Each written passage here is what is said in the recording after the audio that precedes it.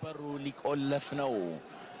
ኬጅ ውስጥ ሁለቱ ብቻ ነው የሚቀሩት፣ ሮቤል እና ንቃተ ህሊና። ማን ነው የሚያሸንፈው? ሮቤል ወይስ ዮሐንስ? ፋይቱ እንግዲህ ጀምሯል። ዳኛው ህጉን ነግሯቸዋል። አሹም ከመድረኩ ወርዷል። በጉጉት የተጠበቀው ትንሽ ልቤ ከፍ ማለት ጀመረ። ንቃተ ቨርሰስ ሮቤል ኤምኤምኤ። ሮቤል ዴቢቱ ነው። ንቃተ ሁለተኛ ውድድሩን ያደርጋል። ሂር ዊ ጎ ሂር ዊ ጎ። ቪክቶሪ ምን ይመስላችኋል? እስኪ ምን ቢያደርግ ሊያሸንፍና አድቫንቴጁን ሊያገኝ ይችላል? በዚህ ፋይት ንቃተ ጨዋታውን ወደ መሬት ቢወርድ እንግዲህ የተጠናኑ ነው የሚገኙት በአሁን ሰዓት ሁለቱም ኦፖነንቶች ወደፊት እየመጡ አይደለ፣ እየተጠናኑ ነው። አንዱ እስከሚሰነዝር እየተጠባበቁ ያሉ ይመስላል። ነገር ግን ኬጁንም በደንብ የተቆጣጠሩት ነው ያሉት። ከዚህ በፊት ስፓርም አድርገው ነው ያውቁ አይመስለኝም። እርስ በርስ ነው እርስ በርስ ማንዴት ምንም አይነት ስንዘራዎች በግምት ለ12 15 ሰከንዶች አልተካሄዱ። ሁለቱም ፍሊንች እየተደራረጉ ነው። ንቃተ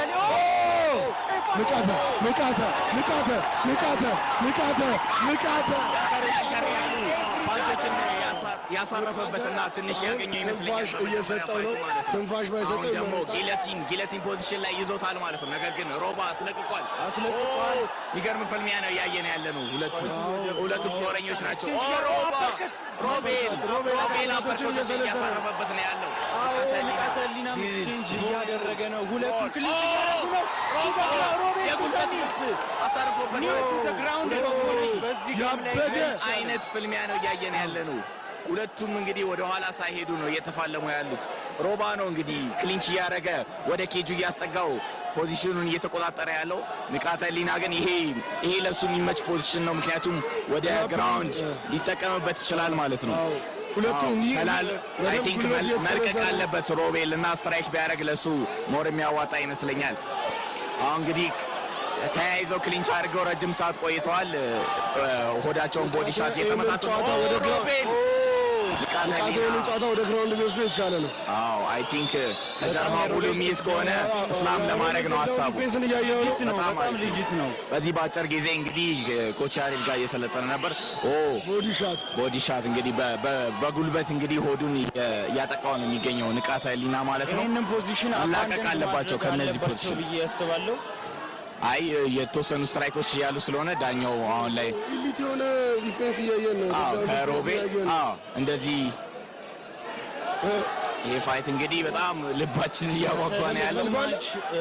አይ ቲንክ ከተላቀቁ ሁለቱም ኦቨር ፓወር የሚያደርጉ ፓንቾች ሮቤል እያጠቃ ነው ያለው። ሮቤል ምቶች የሚያሳርፍበት ያለው።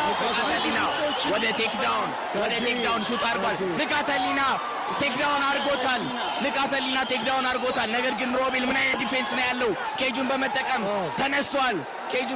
ተነስቷል። ሮቤል አሪፍ ዲፌንስ ነው ለአንድ የተደረጉበት ንቃተ ላይ። ነገር ግን ወብልም አላረግም፣ ምቶቹን ተቀብሏል። ምን አይነት ኢንቴንስ የሆነ ፋይት ነው እያየን ያለ። ንቃተ ህሊና ከባድ ኬጁን መያዝ አይችልም። ቴክዳውን ንቃተ ህሊና ቴክዳውን አድርጎታል። አሁን ቶፕ ፖዚሽን ላይ ነው ያለው። እንግዲህ ኤ ፖዚሽን ላይ ኤልቦ ማድረግ ይችላል፣ ወደ ሰብሚሽኖችን መሞከርም ይችላል። ነገር ግን አሪፍ ሰብሚሽን ነው ያለው። ቾክ ቢያደርገው ይመስላል። አሪፍ ዲፌንስ ነው ያለው እስካሁን ድረስ አሪፍ አላ ተነሳ። ሮቤል ተነስቷል። ጠንከር ያሉ ምቶችን ነው። ሁለቱም ጦረኞች ናቸው። የጉልበት ላይ ምቶች እንግዲህ ሮቤል እያሳረፈ ነው ያለው። ንቃተ ህሊና ለማድከም እየሞከረ ነው ያለው በግራፕሊንግ ተጠቅሞ ማለት ነው። ፈጠን ያሉ ውጤዎች ነው እንግዲህ ሮቤል ሲላቀቁ ግን አሪፍ ስትራይኮች አሉት። ሮቤል አራራጠው ንቃተ ህሊና ደብል ሌግ ቴክዳውን አረገው። ንቃተ ከፓንቾቹ ሪቫይቭ አድርጎ ተመልሶ እንግዲህ ገራሚ ቴክዳውን ትንፋሽም ለመውሰድ ይሆኗል። ከቦክሶቹ ሪከቨር ለማድረግም ይሆኗል። ግራውንድ ኤንድ ፓውንድ አሁን ላይ ብዙ ነገር ማድረግ ይችላል። እንግዲህ ሮቤል ሮቤል እንግዲህ ተይቷል። እጆቹን ከጭንቅላቱ ጀርባ ጠላልፎ ለምንሽን ቻርልስ ኦሊቬራ ቨርሰስ ኢሊያ ቱፖሪያን ያስታውሰናል። ተነስ እያለው ነው።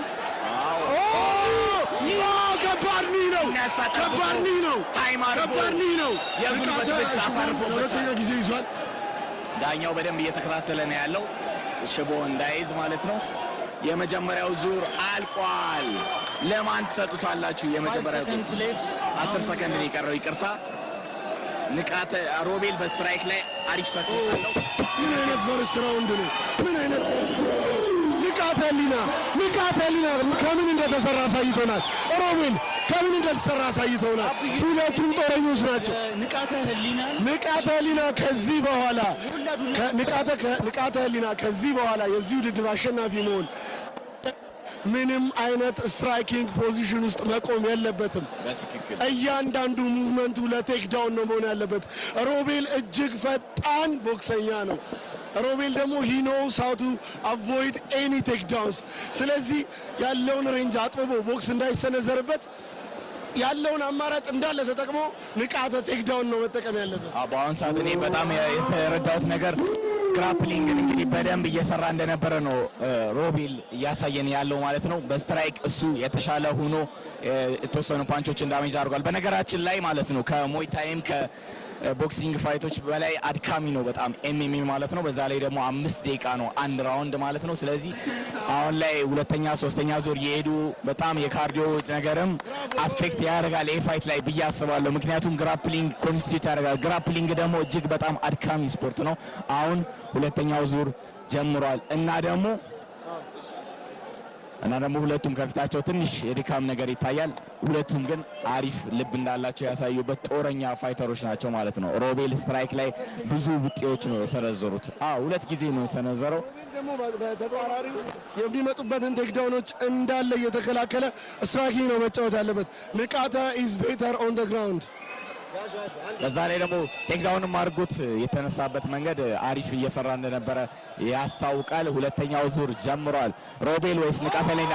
ሃይኪክ ሰንዝሯል። እንግዲህ ንቃተ ህሊና ገና ከጀመሩ ሃይኪክ ሰንዝሮ እንግዲህ ከኬጁ ጋር እንግዲህ አሁን ኬጁ ላይ ነው ያሉት ማለት ነው። ነገር ግን ክሊንች አድርጎ ዞሯል ማለት ነው። ንቃተ ህሊና ፓንች ለመስጠት ሞክሯል። ይሄ ትክክለኛ ጦረኞች ናቸው ሁለቱም። በቃ ኢዝ ፒውር የሆነ ፋይት ነው እያየን ሉክ አውት ፎር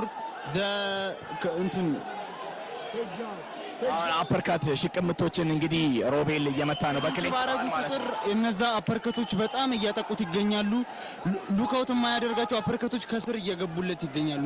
ሮቤል ክሊንቹን እንዴት ወደ ስትራይክ እንደሚቀይር በአሪፍ ሁኔታ ስኬታማ ሆኖ እንግዲህ ሽቅምቶችን በስር እየሰነዘረ አድቫንቴጅ አድርጓል። በአሁን ሰዓት ደግሞ ክሊንች አድርጎ ወደ ኬጁም ላይ ፕሬቸር እያሳደረበት ያለው ሮቤል ነው ማለት ነው። ከተለያዩ ማን ብዙ ቡጤዎች የሚሰነዝር ይመስላል ማለት ነው።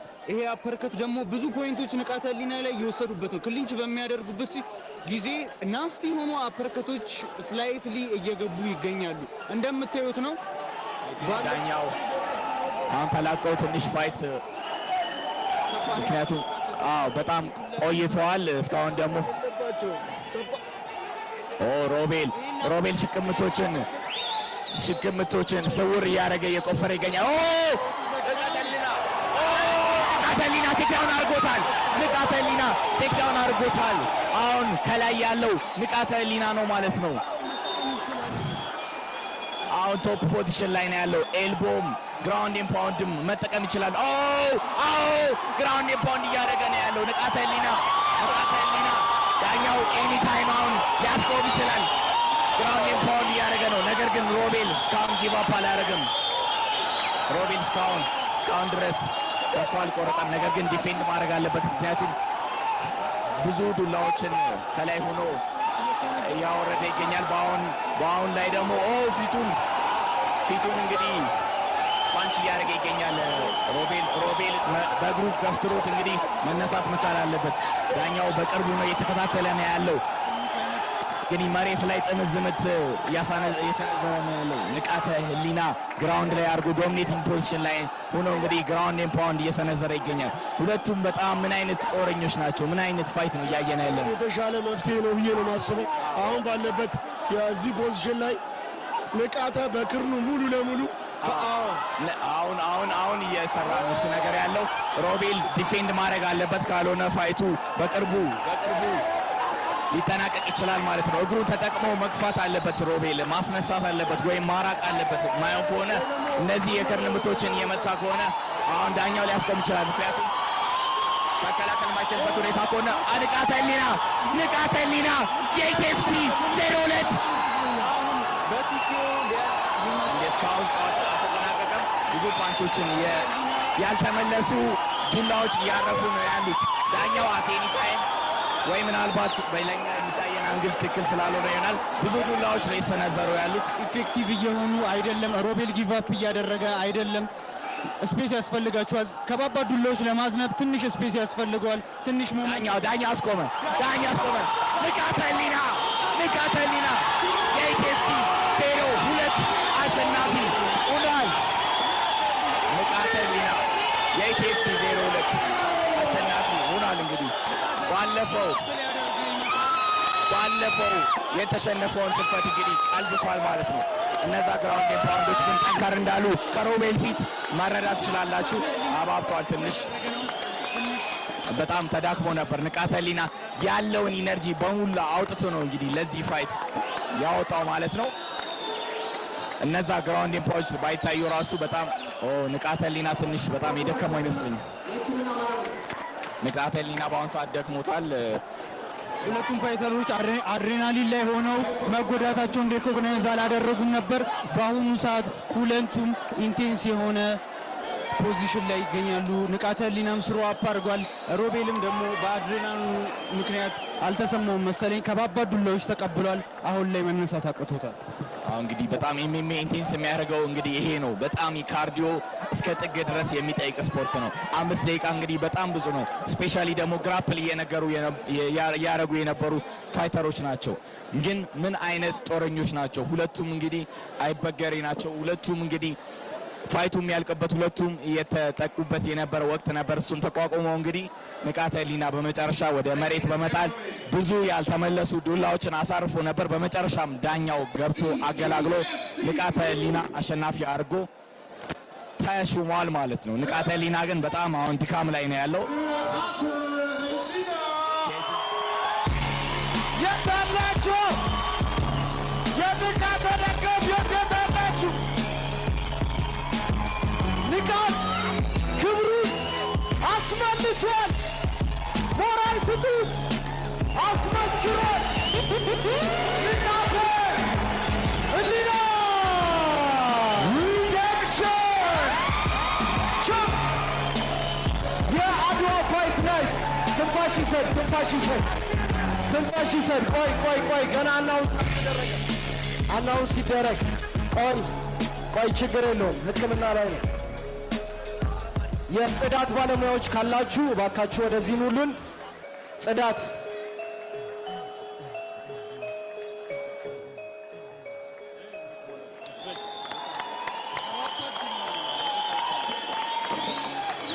ሁለቱም ዋሪየሮች ናቸው።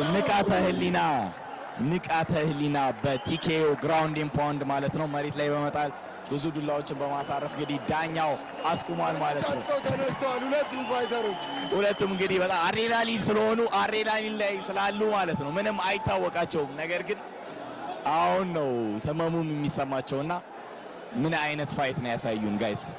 ያበደ ፋይት ዋጋ እንደሚከፍል ሃርድ ወርኪንግ ዋጋ እንደሚከፍል በሶሻል ሚዲያ ቢቀለድብህ ከጎን ያሉ ሰዎች አትችልም ቢሉ ሰርተ እኔ እንደዚህ ጋር ደርሳለሁ ብለህ አስበህ እንደሚደረስ በዛሬው ምሽት በኢቲኤፍሲ 2 ንቃተ ህሊና አሳይቶናል። ሞራል